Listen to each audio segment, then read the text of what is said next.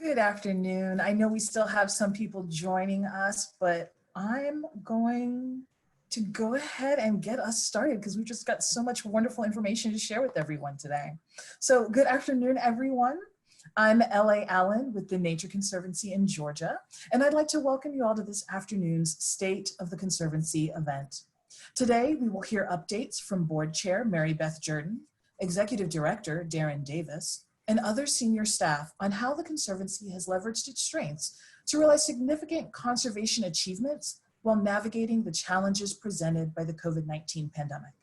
Following the update, we'll have an open Q&A session with all of you. Before we get started, some light housekeeping for everyone. If you're having trouble viewing the content on your screen, click on your view options at the bottom of the screen and click Fit to Window. That should optimize the view for your particular device. Also, you may have noticed that you've all been muted and that your videos are turned off. However, you can still ask questions and chat with panelists using the toolbar at the bottom of your Zoom screen. Keep this in mind, especially for the Q&A session. I also want to note that this presentation is being recorded and that we'll make the recording available to you in the follow-up to this event. So without further ado, I'd like to turn things over to Mary Beth Jordan to get us started. Thank you, LA. Thank you all for joining us today. Well, this portion of calendar year 2020 certainly has challenged everyone in deeply personal ways. I know that in my house, we're still juggling trying to find quiet corners to do things like this, while also being so mindful of the precautions that we need to take to protect our health and that of others, and at a time that's just so deeply challenging for our country, politically, economically, racially.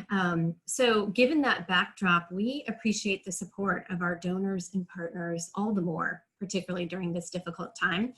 And we thank you for your time today. TNC's gone through a lot at the global level and here in Georgia. Since our last State of the Conservancy, we've begun a new fiscal year as of July 1st. And we've also mapped out our strategic conservation priorities for the next 3 years. Like so many organizations, we have faced financial and operational challenges. We've had to make difficult decisions about the work that we will do and how we will deliver on it. But one thing that hasn't changed is really our science-based mandate to protect the lands and waters that we all depend on in the state of Georgia. Throughout these tumultuous times, I've really been awed by the perseverance of our staff across the state, their commitment to the mission, the way that they have collaborated with each other, with our partners and supporters to continue to achieve our conservation goals. And for all of those reasons, my commitment to the organization has really only deepened during these last few months. It's a privilege and an honor to serve as board chair. I was drawn to TNC many, many years ago because of its roots in science, which seems all the more important today. So I've not only come to further appreciate the work that we do in Georgia and beyond, but I've come to truly respect and admire the people who do it. So I appreciate the chance to share with you today a few of our important outcomes from the last fiscal year. In June, we closed out a $36 million campaign, thanks to the dedication of our volunteer leaders. Russell Curry, Jennifer and Marty Flanagan were the co-chairs of that campaign, and they, along with 30 campaign committee members, truly helped us to deepen our connections with others. They opened doors, sometimes literally to their homes, to host events. And that campaign committee donated over $18 million towards the campaign through both personal and leveraged gifts. And for that, we are extraordinarily grateful.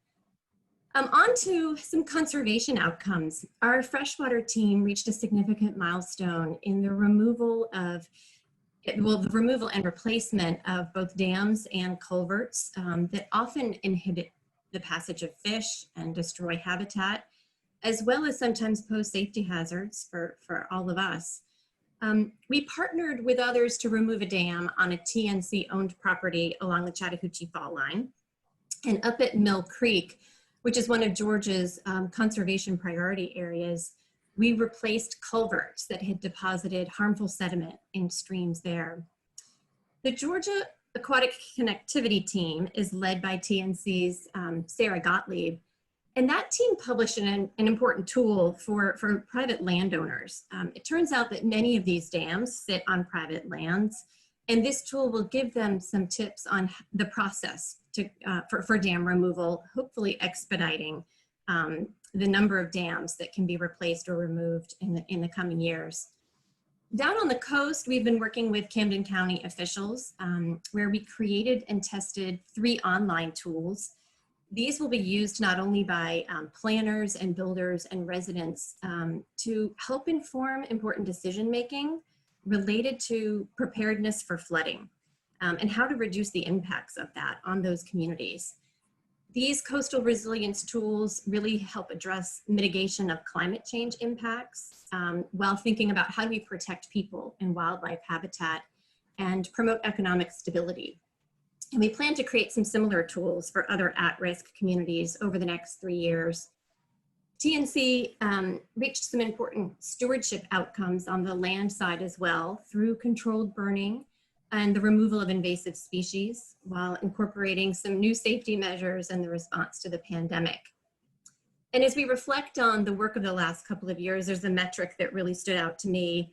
It's over the last 3 years, TNC helped to protect over 50,000 acres across the state and more than 150,000 acres through prescribed fire and tree plantings. So our conservation staff found ways to get work done in the field. They met with partners, they continued their monitoring and field research.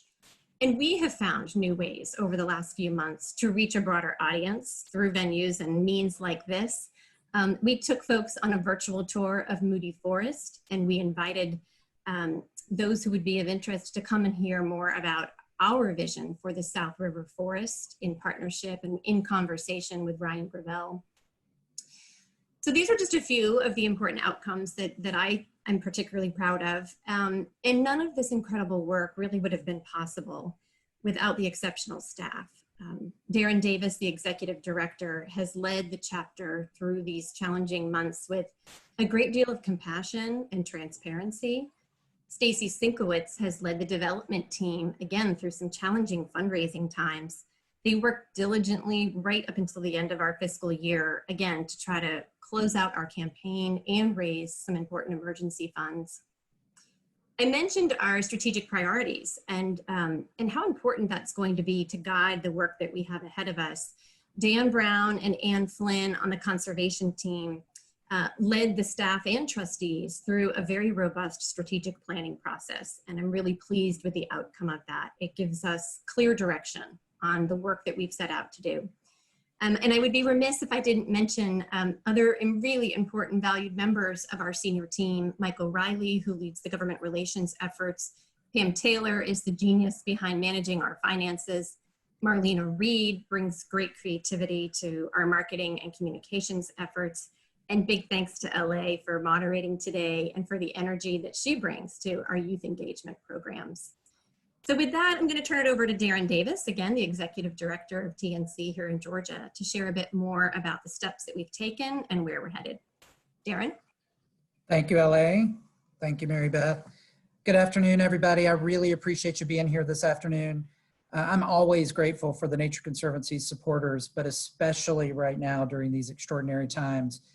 The truth is, without each of you, this organization doesn't have the fuel it needs to advance our critical mission of conservation. And so again, thank you for your commitment of treasure, talent, and time, and especially for being with us here today. As you can hear from Mary Beth, she's a phenomenal volunteer leader, and I am proud to say that the Georgia Board of Trustees has been beside us every step of the way as we've responded to COVID-19, adapted to the economic downturn, and determined that strategic path forward she just alluded to. Let's face it, we've all been through a lot in the last 6 short months. The pandemic drove us from our daily routines, separating us from our colleagues, friends, and family. And at the Nature Conservancy, our response to the pandemic has been to prioritize staff safety and public health. We closed our offices statewide in mid-March and are not planning to return until January at the very earliest.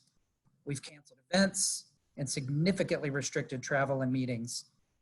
Although our field work across the state has continued, as you might imagine, those folks are following very, very specific protocols for safety and for physical distancing. Then, of course, we have the largest global recession in history.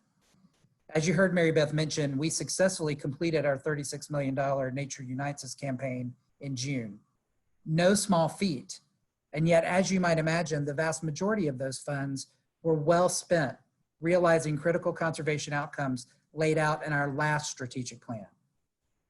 Market uncertainty that we're all experiencing right now has driven us to project a significant downturn in donor revenue this year and to reduce expenses by taking actions that have seriously, very seriously affected our staff. We've cut hours, we've enacted furloughs, and ultimately had to lay some staff off. I'd like to give you a very brief look at a slide that illustrates our approach to short-term financial sustainability this fiscal year. So what you'll see here is that we enacted 2 rounds of staff reductions, each round resulting in an anticipated savings of approximately $500,000. Every team, conservation staff, operations staff, development staff, they're all working with less capacity at this time. We also were able to realize some savings from non-personnel budget adjustments, such as eliminating our favorite fundraising event, Wild for Georgia, this fiscal year. Through that, we were able to save another $300,000. But as you will see on the slide in the box to the right, with all of that, we still find ourselves projecting a shortfall of $200,000 this fiscal year. There is no doubt this is going to be a tough year for all of our hardworking staff who are looking to still accomplish as much as they possibly can with less resources. Our mandate for conservation, though, is more urgent than ever. Every time I visit the park in my neighborhood or when I visit the National Forest in North Georgia, people are turning to nature for comfort in these trying times. I'm sure each of you on this call today can recognize how much more time you've spent outdoors and perhaps how much more gratitude you've had for that time during this incredibly unusual time in our lives. And yet, for the time being anyway, the Nature Conservancy has less to commit to our critical mission. So we know it's more important now than ever that we get extremely clear on what we will and won't do, and that we understand why our collaborations, our partnerships are the best ones for conservation at this time. I'm pleased to tell you that's exactly what we've done through our strategic planning process. And I'd like to show you a brief look at our strategic priorities over the next 3 years on this map. So there's our favorite state, certainly my home state as my favorite state, the state of Georgia. You'll see a series of icons on the map that demonstrate different types of work. I want to highlight a few of those for you. As you can expect with the Nature Conservancy always, we will continue to protect land through acquisition, purchasing that land, ideally creating new public green spaces, as well as ecological management of land in North Georgia, outside of Columbus and Midwest Georgia, in Southeast Georgia, and on the coast. We will also protect imperiled freshwater systems in North Georgia, Midwest Georgia, and Southwest Georgia. I'm very excited about this because this is the right thing to do, and it's something that's taken us a while to really determine the right way to do it. We will advance our commitment to climate change in a number of important ways, but perhaps most importantly, by helping the local communities on the coast establish plans for future economic development that fully consider the potential impacts of coastal flooding. We are helping those communities adapt in real time to what we know are climate changes. We'll continue our commitment to Atlanta by working with the neighborhoods of Southeast Atlanta to realize the many benefits of a new green space corridor. Can you believe the potential of 3,500 acres inside I-285? And something that's near and dear to my heart as a former environmental educator, we will nurture people from all walks of life for careers in conservation. High school students, college students, vocational students, and more. And finally, we will do all of that hard work by making the organization stronger through a focus on diversity, equity, inclusion, and justice, and of course, critically, the long-term financial sustainability of the Nature Conservancy in Georgia. Just July, the Board of Trustees adopted the FY21 through 23 strategic plan. And as you can see from everything I just shared, together, we decided to continue protecting land and water and oceans, to help steer Georgia towards a clean energy future, and to protect mature forest land by establishing that 3,500 acre public green space right here in Metro Atlanta. Our goals are big and we share a clear-eyed vision of the future. We see a Georgia where all people have the access and the opportunity to enjoy nature and its benefits, regardless of what they look like or where they live. A Georgia where people from all walks of life come together to tackle climate change. And we see a conservation movement that embraces truth and transformation, recognizing the past and the impacts our decisions have had on Indigenous people and communities of color. And we are pushing for an organization that includes all voices and provides lasting benefits for all people. Now, our supporters are proving time and again that they are here for the Nature Conservancy. Protecting nature is a priority for them. It's a priority for all of you who took time out of your day today to be with us. And you follow your passion when you decide to give. In June, some of our closest donors helped us raise almost $300,000 to reduce the immediate impacts of the economic downturn. And over just the last few weeks, we've received significant philanthropic support for our efforts to restore longleaf pine forests and freshwater habitats. We also learned that our largest governmental partner, the U.S. Army, is making plans to increase its support of our land management endowment. So folks, hope is on the horizon, and I hope you will join us in reaching for that hope. In recent conversations with the board and with the staff, I've invited all of us to hold ourselves accountable this year more than ever to frequent communication, abundant transparency, and authentic collaboration so that we can achieve these goals, even with the very real resource constraints we feel. In the coming weeks, the FY21 through 23 strategic plan will become available for all of you to see and view online. On September 17th, former U.S. Treasury Secretary and one of my favorite Nature Conservancy donors, Hank Paulson, will team up with a panel of VIPs to explore innovative financing mechanisms to benefit nature. Talk about an important topic at the right time. We will also screen a film about our dam removal project that Mary Beth discussed at the online Columbus Wild and Scenic Film Festival, September 20th. I hope you'll be on the lookout for an email invitation to our next virtual engagement, and I hope you'll continue to look at our social media channels for insights on what we're doing here in Georgia and around the world. As always, we look forward to and must partner with you to advance conservation in Georgia. I'm proud of this state. It's a beautiful state. It's my home state. And in over 4 decades of working here, the Nature Conservancy has made great strides. And yet, I think we all know when we wake up every day here that there is still so much more work to do to ensure that the people and nature of our state are resilient. I want that. I believe you want that. And I am grateful to each of you for your support. As always, don't hesitate to reach out to any one of us at the Nature Conservancy with your questions or concerns. Finally, and now, I'll turn it back to LA for our Q&A. LA? Thanks, Darren. And we've already had a couple questions come in through the chat, but if you have a question and you haven't submitted it yet, just click on that Q&A button down at the bottom of your screen and go ahead and type your question in, and then others can actually upvote so that we make sure that the things that are interesting you are the things that we make sure we get you an answer to. But to start us off, what's the biggest opportunity that you see for TNC Georgia to make an impact in the next year? Oh man, have I got a good one there. Thank you, LA. So let's talk about our roots. Our roots are land. We started with a strong interest in protecting land, a strong interest that then grew into how we manage that land. What we know right now is the greatest single challenge we're facing around the world, and certainly here in Georgia, is how are we going to adapt to climate change? And what we are launching through this strategic plan and initially this fiscal year is a new program called Working Woodlands. Working woodlands is a fairly simple concept with a fairly complicated calculator.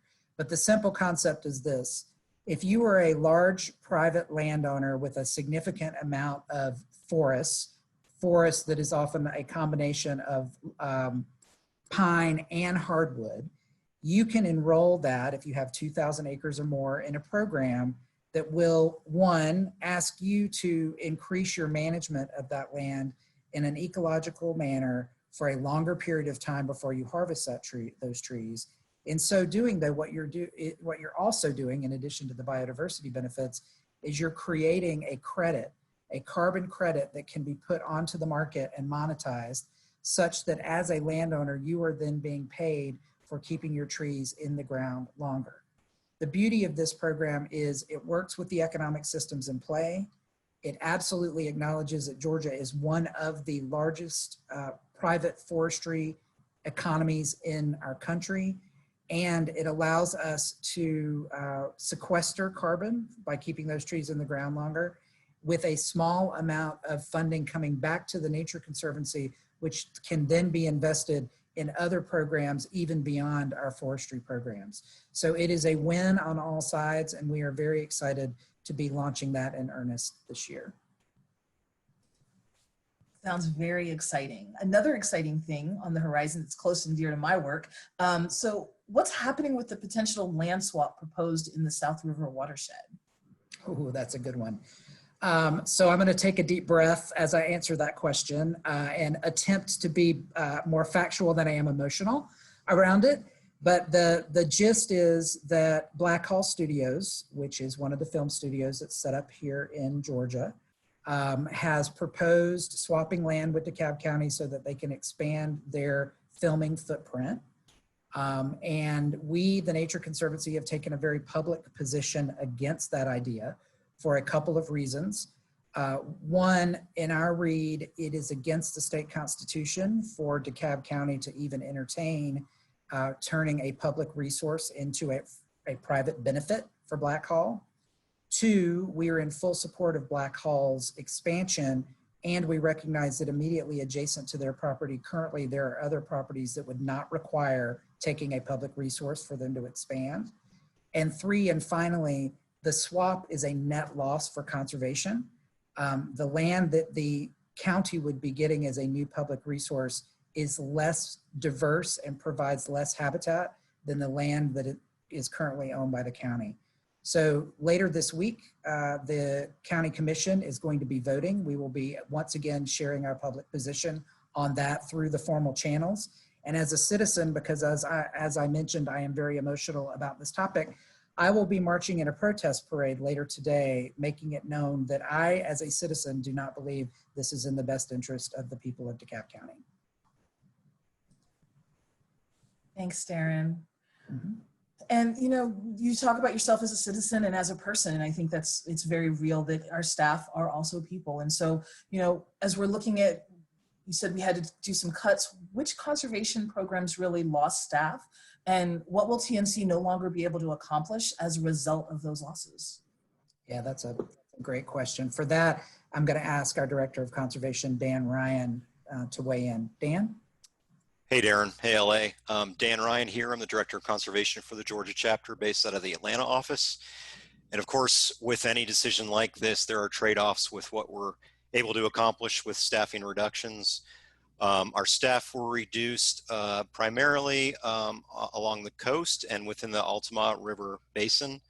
And to answer the question of what we might not be able to prioritize moving forward, one of TNC's greatest strengths is being able to facilitate large groups of like-minded organizations and agencies around mutual objectives. We do that across the world, do that very well in Georgia. And I feel like where we might not be able to do that to the greatest extent that we hope we could in FY21 will be in the Okefenokee Osceola area, southeastern bordering Florida. We will continue to work hand in hand with the Osceola National Forest, which we have been doing in the past years, doing actual forest restoration work. But where we might not reach our objectives is actually creating that large facilitation exercise that we do so well. We are continuing to focus on that, but just not at the level that we had hoped to have done. And another example of where we might not be able to reach our longer term objectives is more towards the ground. In the Altamaha River Basin, we have built this incredible assemblage of protected lands that we work alongside the Georgia Department of Natural Resources, the Orianne Society, to build the land management capacity that's required to manage these lands that we protected for the benefit, in this case, of the longleaf pine ecosystem. We lost staff where we had hoped to continue to amplify that partnership's efforts with putting fire on the ground greater than we ever have been. And unfortunately, I like to use the analogy of Major League Baseball, right? Where our fire staff are required to go through so much training before they're qualified to put fire on the ground, which is a real limiting resource for us as an organization because of the standards at which we adhere to. And we like to build this like minor league pipeline of up and coming fire practitioners to work their way through those qualifications so that when we need someone to lead a burn, that we have that ability as an organization. So unfortunately, we lost some components of that pipeline. And I think those are probably the two biggest examples of where we might not be able to meet our objectives this year because of staffing reductions. Excellent. Thank you, Dan. Yes, thanks, Dan. And Dan, don't go too far because I have a feeling the next one's probably going to get pitched to you because we're really interested in learning more about the Army's work at the fall line. Yes, it's an incredible story to tell. Strange bedfellows, right? The U.S. military and the Nature Conservancy. But when it comes down to it, in a nutshell, and I'll be glad to go into more depth at some other point, the Army requires the ability to train on their installation to meet their mission, right? The Army by default and most of the military installations across the nation have these huge footprints of land that make up these installations that also harbor lots and lots of threatened and endangered species. If you think about it, it's like the U.S. Forest Service and the Department of Defense have the last large assemblages of land across the nation. And in order for them to continue to train, have impacts on their woods, as you might imagine tanks and soldiers might have, they are really looking to offset those impacts on lands immediately adjacent to these installations. And that's where the Nature Conservancy and our mission overlaps with the needs of the Department of Defense. And therefore, we've been working with Fort Benning in particular for 20 years now, building this large footprint of protected lands that they have helped financially support to make happen. So we are sitting at 35,000 acres of protected land to the east of Fort Benning, where it's treated as a nature preserve. The state of Georgia through DNR manages half of it. The Nature Conservancy manages half of it. And as Darren alluded to earlier, we're at the point now in our partnership where the trust is so strong that the Army's actually looking to perpetually endow our management of those lands. So this is a long time coming and means a heck of a lot for us to maintain and sustain our efforts there through prescribed fire and longleaf pine restoration. So they have invested in our program greatly over the past 20 years, and they're looking to continue that investment, which I feel like is a great story to tell. Awesome. Thank you, Dan. So, you know, hearing about those staffing cuts and the impacts that they're having on some of the programs, we're wondering what TNC needs most from its supporters to sustain its operations and to really be able to meet its environmental objectives. I'm going to start with a broad level answer to that question, and then I'm going to ask Pam, our Director of Finance and Operations, to add some texture to it. The most important thing that we need, bar none, right now is continued engagement. We need there to be the kind of interest we see here today from you all. We need that expanded and continued through all of the various ways that we communicate with our supporters. Sometimes a word can get on a street that there are economic challenges occurring, and that word can take on a life of its own. That could lead folks to believe that we don't have this plan for moving forward that is very solid, that is grounded in reality, and that is based on what we know is possible. And so the more people you engage in conversations like this, the clearer it becomes that we do have that plan in place, that we do have a strong base of partners and supporters, and that we do have a plan for how we're going to get very important work done moving forward. We are, however, going through a very challenging time. anytime a nonprofit organization, regardless of the mission of that organization, is going through a challenging time, the highest and best donation is an unrestricted donation. And I say that because what that unrestricted donation allows is maximum flexibility by the organization as we are charting otherwise unknown territory. And I think this year is a good example for all of us of what unknown territory can look like. So stay with us, stay engaged. If you're considering a donation, seriously consider it as an unrestricted gift to the organization, because that will give us the flexibility to weather the storm. Beyond that, there are a couple of areas where we also know we have more specific need than just an unrestricted gift. Pam, can you speak a little bit to those, please? Sure, thank you, Darren. Hi, I'm Pam Taylor, the Director of Finance and Operations for the Georgia chapter. And as Darren mentioned, of course, unrestricted giving allows us as a chapter the most flexibility to apply funding where we need it most. But as we take a step back and look overall at our budget, where specific funding needs are required, are focusing around our coastal and ocean protection. So those are areas, certainly, if they are of interest to you or to people that you talk to, we would love to connect our development team and our conservation staff in those areas with some of our programs on the coast and protecting oceans. Obviously, unrestricted donations, as Darren mentioned, allow us to perhaps bolster some staff time that we have previously cut back. And so we would love to be able to gradually increase programmatic focus across the state as we have funding dollars that allow us to do that. But coastal and oceans right now, we would target as our two key focus areas outside of purely unrestricted giving. Thank you, Pam. Thanks, Pam. Thanks, Darren. And kind of on that, what are we looking at as far as the outlook for fundraising for Georgia? Yeah, fortunately, as you can tell if you've interacted with any of the Georgia team, we have an incredibly talented development team that is able, as we suggested through the campaign, to really attract a lot of support for our important work. So with that, I'm going to ask Stacy Sinkowitz to answer that question more specifically. Sure, thanks, Darren. My name is Stacy Sinkowitz. I am the Interim Director of Development for the Georgia chapter. So I would say my thoughts on the general fundraising outlook, I am cautiously optimistic. There are a lot of variables to consider right now and so many unknowns, specifically through the election and some sort of COVID vaccine or treatment plan that would significantly change the way we're living right now. What we do know is that the world is changing very quickly, and we have to adapt and respond creatively and with an entrepreneurial mindset rather than out of fear. So we just have to adapt. We are continuing to do the work of fundraising. That doesn't stop. There are still folks out there who are doing well and want to support conservation. So we are continuing to work with them, whether they're individuals, foundations, or corporations. And we're making a concerted effort to really communicate with our supporters and make sure that we're all on this journey together, trying to figure things out as we go. One thing we are doing is taking a look at how we're doing this work. Darren mentioned that we have reduced capacity of staff, including development officers.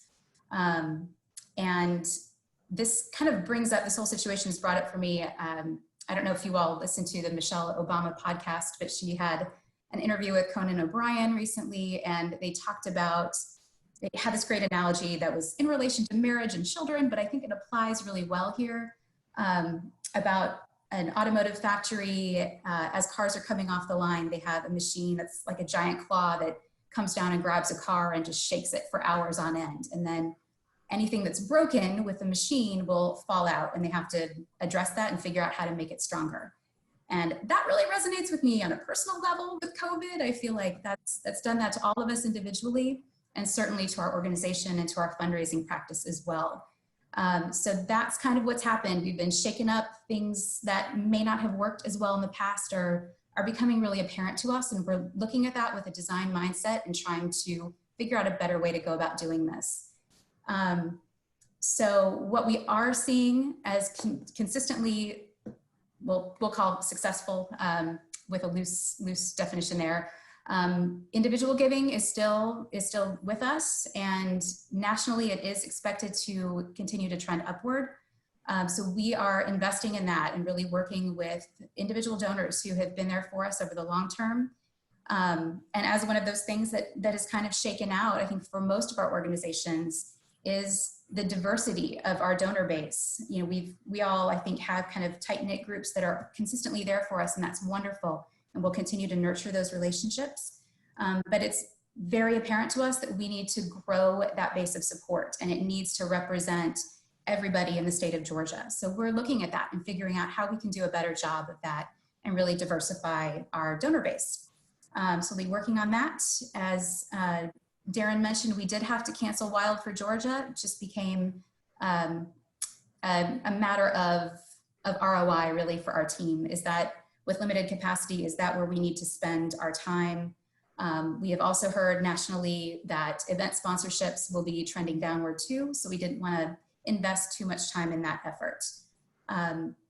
So that is really how we're looking at things. I would say, you know, again, there are so many unknowns, but there is still potential out there and we are chasing it. And thanks to the help of our board and other supporters who are connecting us with their own networks, I'm confident we'll see more success than maybe it feels like. Thank you, Stacy. Appreciate that. Thanks, Stacy. So yeah, speaking of successes that we have had, we were really successful at helping to pass state legislation to authorize some permanent funding for land and water conservation in Georgia. So how is that program doing in light of the impact of the economic downturn on state budgets? Absolutely. That was a major focus of our last strategic plan. And thankfully, working alongside partners, we were able to lead a group that not only passed the legislation needed to put it on the ballot, but 83% of voters enthusiastically supported creating a land and water conservation fund for Georgia. That was a huge step forward. A huge step forward right before the world came to a really crashing halt. And so it has encountered some bumps along the way. And I will ask our Director of Government Relations, Mike O'Reilly, to talk to you more presently about where that program stands. Thanks, Darren. Hello, all. Yeah, as Darren said, the passage of the Georgia Outdoor Stewardship Act was a huge success for Georgia. And I and many others were very glad to have that fund as the economy started to take a nosedive. It provides guaranteed funding, but it's guaranteed funding that's based upon state revenues from a particular type of sales tax revenue. It's sales and use tax from outdoor recreation. And this past year, since the beginning of COVID, you know, that has taken a hit, just as some of the other sales tax people aren't out there. They're not buying as much as they were before. Going into the budget for FY21 with the state legislature, you all may recall that the legislature was in session. It began in January like normal, and then suspended when it was about halfway through in the middle of March when the state went into lockdown, and the legislature was paused. It was on suspension until the middle of June when it came back in order to pass the budget, which is the one thing that the legislature is required to do each year. Going into that process, the budget, the State House passed a budget that included $20 million for the Outdoor Stewardship Fund. The Senate passed a budget that included $20 million for the Outdoor Stewardship Fund. And then in conference committee, $4 million was removed from that. So instead of $20 million for the Outdoor Stewardship Fund, at present there is $16 million for that fund. Earlier this year, the Department of Natural Resources had gone through a process of selecting a slate of projects that were to be funded by the monies in that fund. And we've not yet heard a final decision from DNR into how they're adjusting that in light of the cut that was enacted at the very end of June. And it was a surprise for many of us that happened. And there's some question, into whether the wording of the law as currently stands is such that did the legislators make the right decision on this is kind of where we're at. And we're revisiting that conversation, because what that means is the law does have a trigger provision in it that allows for the removal of 20% of the proceeds based on a reduction in that sales tax revenue. And then the following year, there's another decrease, there's even more that comes out. And so that is a concern for us moving forward. So this is an issue that we're pursuing with our partners from the Georgia Outdoor Stewardship campaign, and we'll update you all as things move forward. Thank you, Mike. I chalk this up to we're all figuring this out as we go, including the state of Georgia. And I am fairly confident myself that the legislature did make a mistake in misunderstanding the legislation around where the baseline economic year was and what amount of flexibility they had to make adjustments at the 11th hour. The degree to which we will be able to influence a change in that decision, however, of course, is in part related to the relationships we have in place, which I think are very strong, but also in part related to the amount of other items they're worrying about right now. So it is a priority and one that we can certainly keep you posted on, but it's hit some bumps along the way. Thanks, Mike. And Bridget, I see that you've got a question. I'm going to take you off of mute so that you can ask it.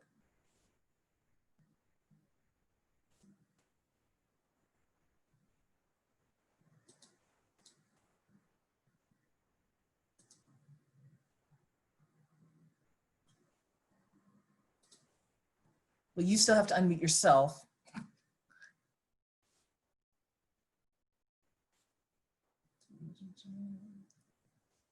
We may have to have you type that into the chat. While I wait, can you explain the sources of the rec taxes again? Yeah, it's a percentage. So if you were to purchase a tent, binoculars, there's a long approved list of things that you could purchase at REI or any retailer. A percentage of the taxes paid to the state through sales tax on those items are put in a lockbox per constitutional amendment to be spent only on land and water conservation as approved by the Department of Natural Resources Board, as well as the legislative committees. Does that answer your question, Yolanda?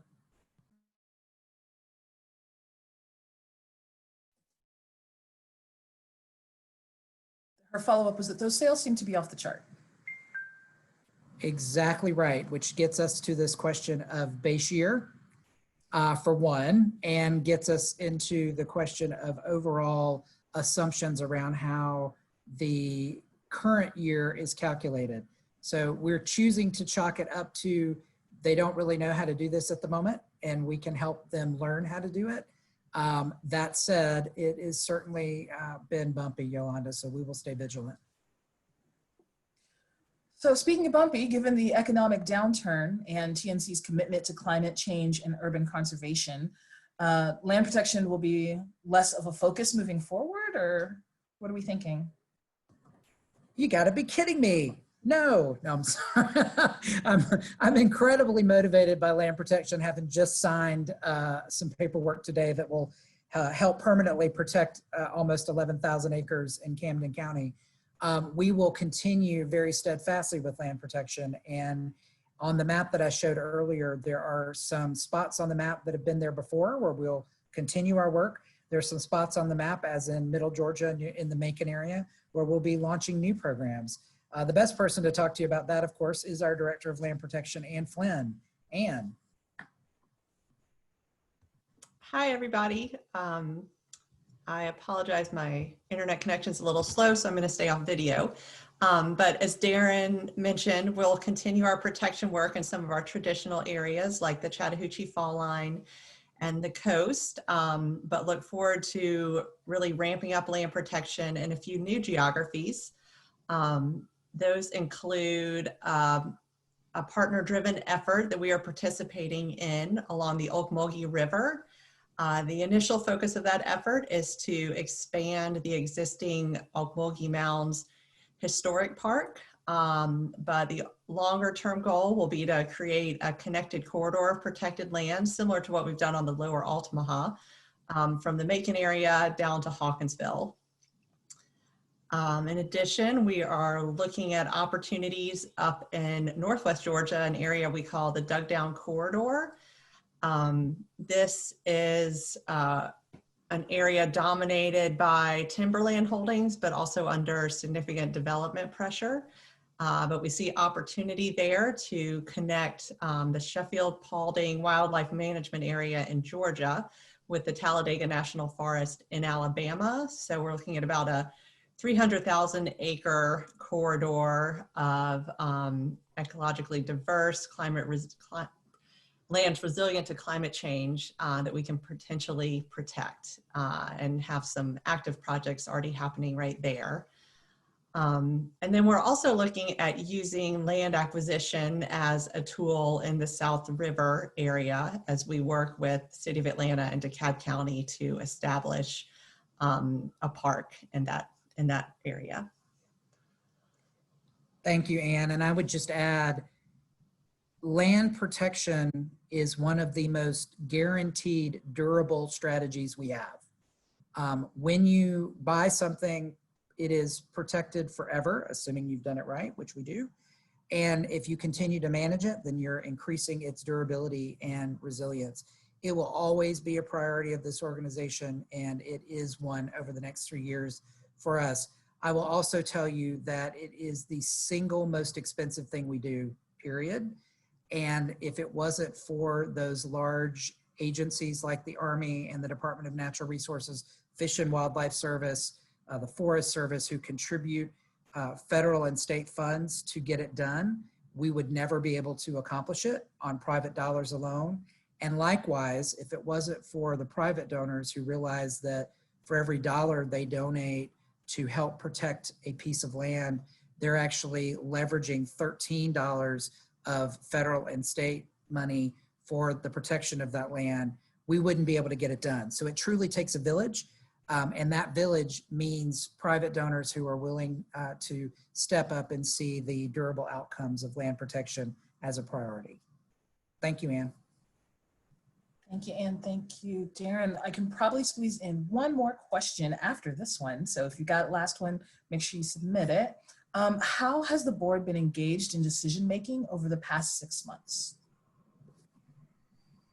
Thank you, LA. Yeah, so back in January, we identified some core pillars of work, and trustees were invited to serve on smaller committees alongside staff to really flesh out the priorities and the strategies associated with those pillars. So lots of input opportunity along the way, again, around land conservation, freshwater, oceans, cities, climate. We also, as an executive committee, were engaged in many opportunities to kind of review those strategies as they developed. We just had a board meeting a couple of weeks ago where we're turning our focus, now that that strategic plan is in place, to how can we as a board be even more engaged than ever? You know, beyond the strategy and advisory role that we might play, but how can we leverage our own talents, time, treasure to further and advance the objectives that we've laid out, particularly at a time where we know we've had to make some decisions around staffing that have been impactful and will be challenging. So thinking about ways that we can engage, how we can bring others to the table who might be involved in our work. So lots more to come, but have really appreciated the staff time to help educate us on really the very substance of that strategic plan. So there are not only the pillars and the core strategies, but we are in a time now of really mapping out the metrics. How will we measure our success? How will we know that we've achieved the outcomes that we've desired and that we have success at the end of these 3 years? So getting very specific about that. We'll hold ourselves accountable and appreciate the opportunity to engage again with such a talented team. Thanks, Mary Beth. And thank you, Darren. It's been so much great information today, and I'm sure that people will still have questions moving forward. So I want to thank everyone for joining us today. And before you go, if you could please take a moment to respond to the poll that's on your screen, and we'll follow up with this recording as well as some great information on upcoming events and how you can stay involved as soon as we get this recording into us. So keep an eye on your inbox in the coming days and have a great afternoon. Thank you, LA. Thank you, Mary Beth. Thanks, everyone.